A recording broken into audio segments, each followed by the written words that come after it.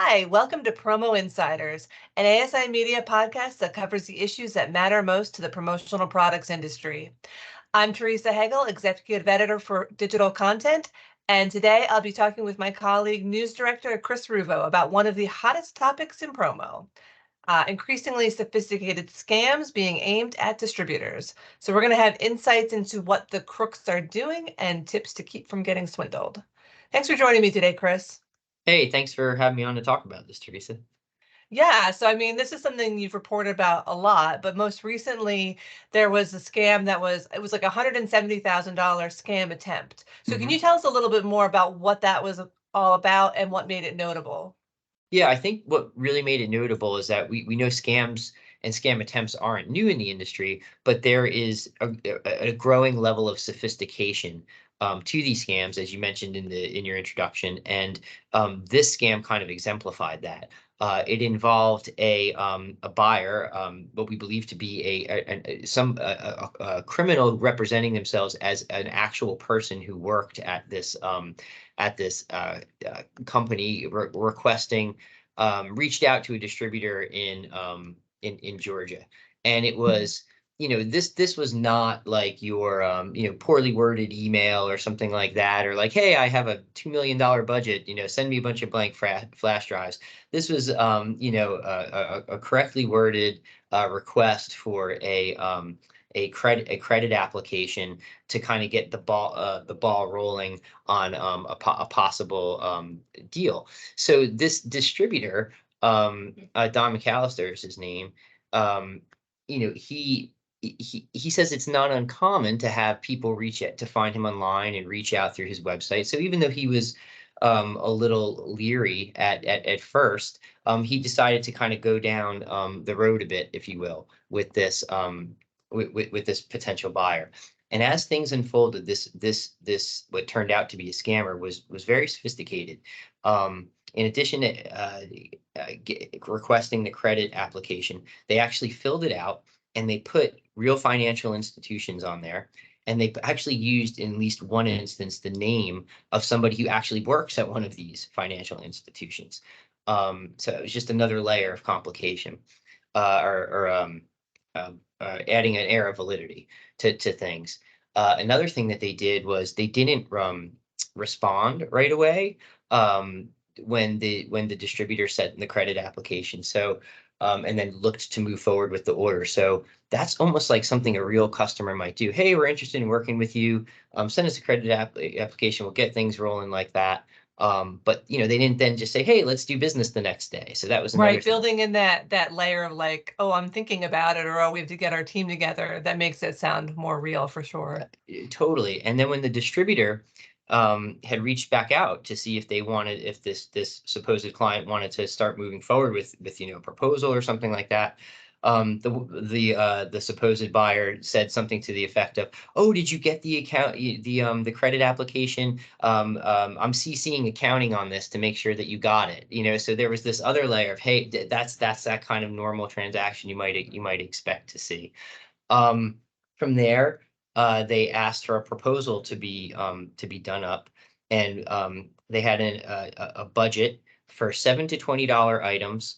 They were interested in tech items like flash drives. That's a big tip off that something could be off. But they also requested higher end items for stakeholders that they were looking to target. So I'm sorry, I think you Yeah. probably covered this in your stories before, but Yeah. why are flash drives like a common scam item? Um, Great question. My understanding of is that these things can be resold on the quote unquote black market for a pretty penny at volume, often overseas.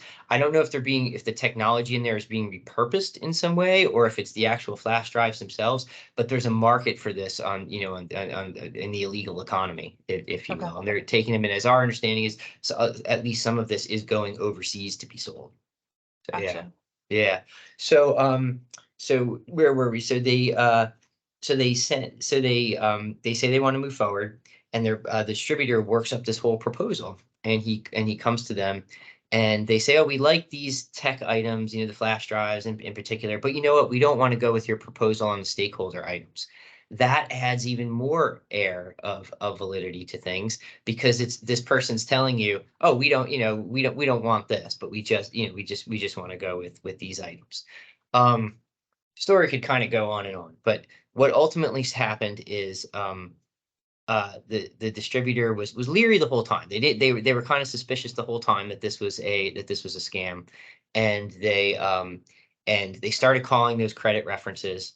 And they, as I said in the one case, even though they verified by calling the corporate office that a person listed on the credit app actually did work there, when they called the number on the actual credit app submitted, it was a bogus number.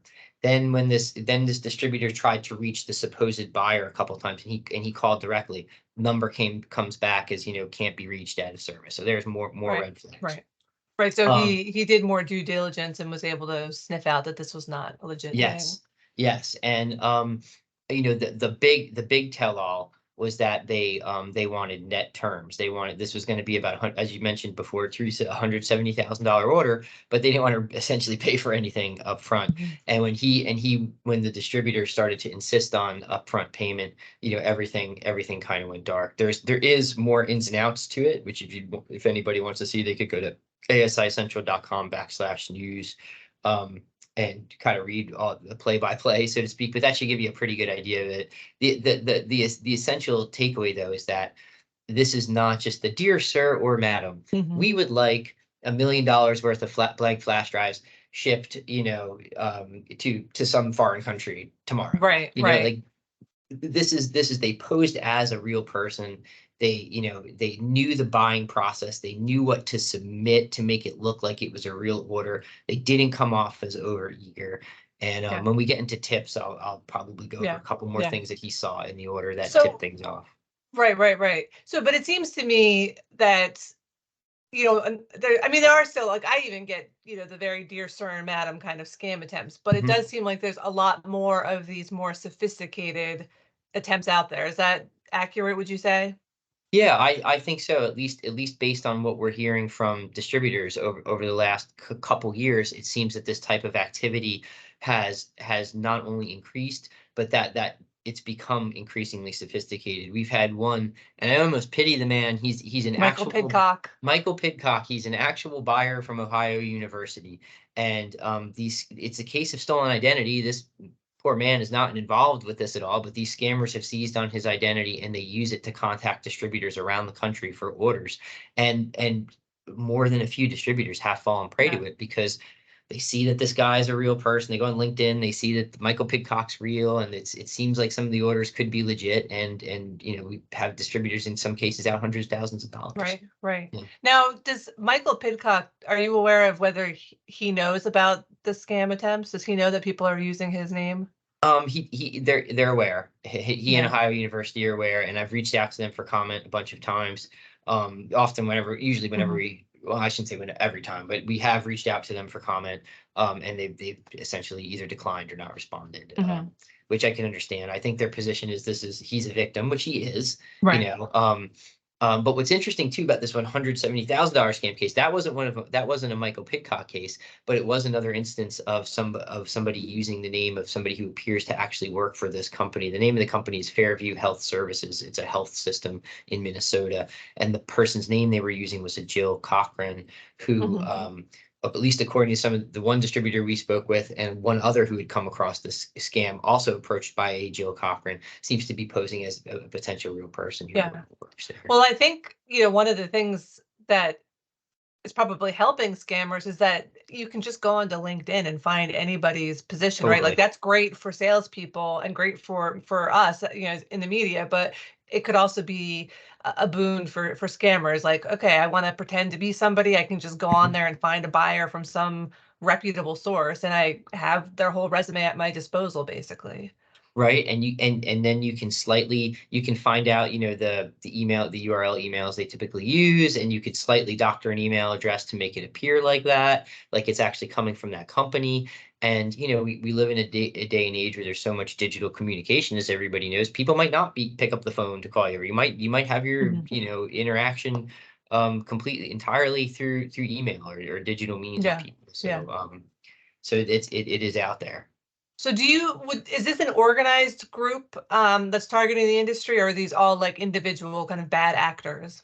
So the circumstantial evidence that we've seen in talking with literally distributors across the country now over 2 years of this is that this does seem to be an organized either group or groups who are doing this because they know the promo buying process so well. They even really know the language. I mean, there's instances where they're providing, near correct logos to be put onto the products that they're asking for. They're providing, uh, in cases, purchase orders that look like, if you're not paying attention closely, they could be the real purchase order from one of these companies or universities that they're pretending to be. So there's a level of they know the buying process. There's a level of sophistication there, and they're smart enough to know that the language in the email has to look, like it's really written by somebody who's based in the United States, right? Using kind of common American business English, to do things. So that all suggests a level of sophistication that it's more than just, random happenings. And the fact that certain same names like Michael Pidcock come up, and now also this Joe Cochran has come up in multiple instances, suggests that they're using that same identity over and over, which all again suggests central a kind of organization of some kind. Yeah. Right. Yeah. So, obviously we know about all of these scams and you're reporting on it, but it's kind of, I think sometimes it's very different to be reading about it on ASI Central and then to be living through it. And, Yeah. because you're, trying to, you're doing your daily job, you're busy, you're excited about a big order. I think it can be really easy to be taken in by them. I mean, like when I'm reading the stories, I'm like, oh, how could anybody fall for this? But then I think, everyone's so busy. You're on email all day. You're Yeah. just, trying to get through the day. And this order comes in, it may seem too good to be true, but you're not always thinking that way. So like Yeah. what are some things distributors can do to keep from getting scammed? Yeah, so some of the biggest things, of course, is be especially leery of any request that seems to come out of the blue, especially for larger, volumes of items. It does make it trickier though, because of how we do business nowadays, as I mentioned earlier, because it's not uncommon sometimes for somebody to be looking for a promotion product to perhaps you have good SEO, they came across your website, it looks like they want, does it happen every day? No, but it does happen that leads come through websites and through social media. So, but if you're getting a rather large request specifically for items like, flash drives or power banks or mugs or tumblers of some kind, those could be, red flags. So you just want to be instantly leery of any of those. And another thing that you could do right away is check the validity of an email address.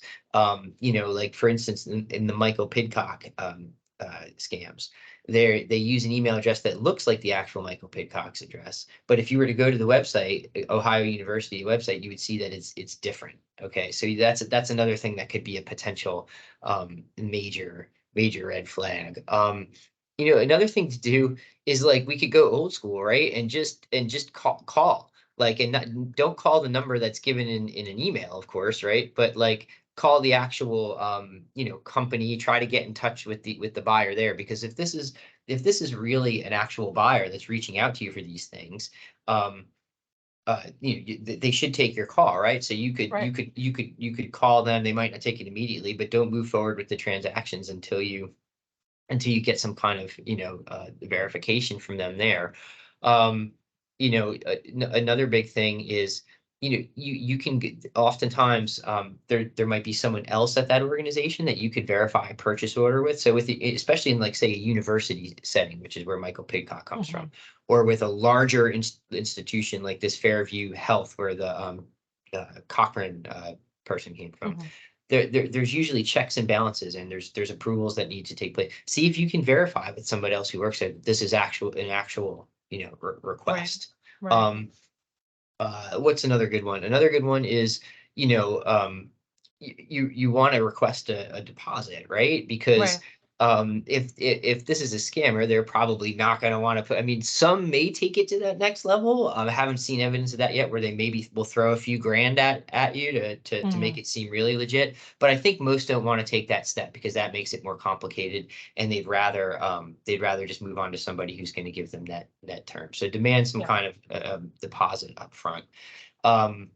So many other things. Another thing is, even if you think you get that deposit, if you get it on a credit card or even in ACH debit, that could go wonky. So you want to try to get it in a cash payment. So ACH debit is a great way to go there. And then you want to even wait a couple days, because your bank might say, okay, we have the money in your account, but it actually still takes a few days for it to actually land in there. Make sure So it actually clears and is there.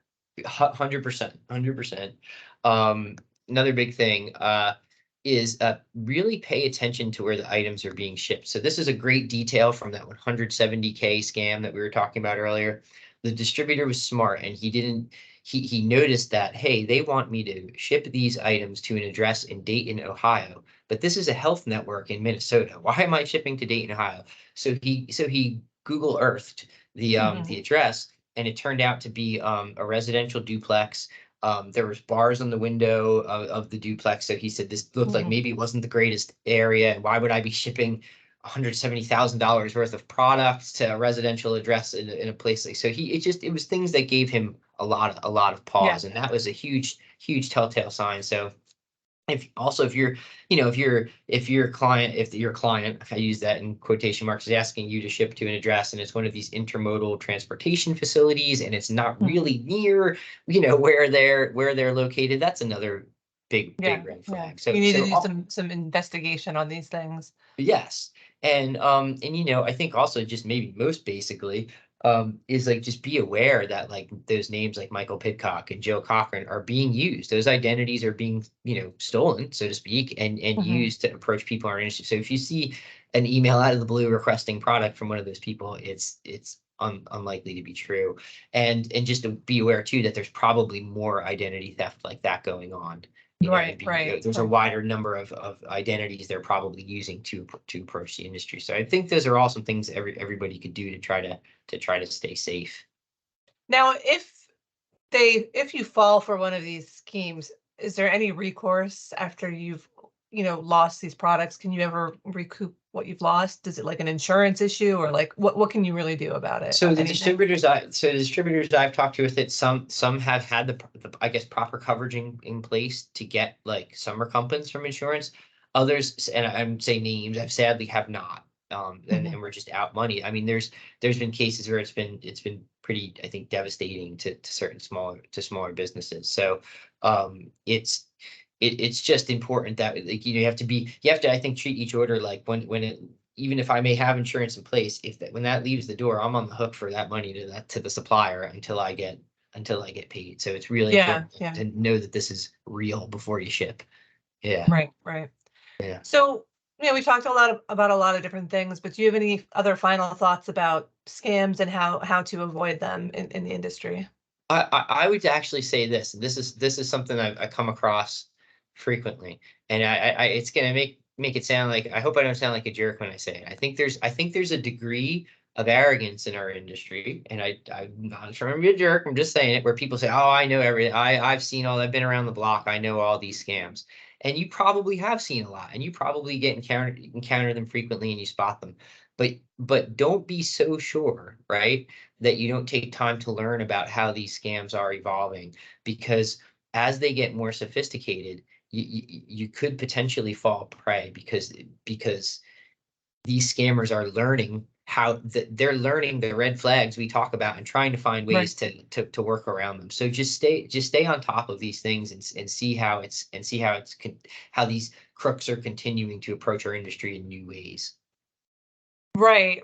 I mean, because they wouldn't keep doing it if it didn't work some of the times, right? Like, it would be a waste of time to just be trying to scam people and never succeeding. They're clearly getting money. It's lucrative for them, even if they have to, throw out like 100 requests. If even only one or two of them, come to fruition, that's, a bonus for these scammers. So yes, you don't want to be at that percentage. Totally, you took the words out of my mouth. Like they can fail, 98 times out of 100, but if they get two, and there's two orders for $100,000 worth of product, they can turn us. I mean, that's great work as far as they're concerned, right? So, like it only takes one or two to keep them going, and clearly they're having success because they seem to be upping how much they're. I mean, just today I had more emails. As we sit here on October 10th recording this, more emails today about people saying, oh, they didn't get victimized, thankfully, Yeah, but they were yeah, approached by these yeah. types of scams. Yeah. Okay. Well, I think that there's a lot of really good advice for people in the industry that hopefully people will kind of think twice before they get those out of the blue requests and not lose money or products to these scammers. Yeah. Um, Thank you so much for talking with me today. And for ASI Media, I'm Theresa Hegel. All right. Thanks so much, Teresa.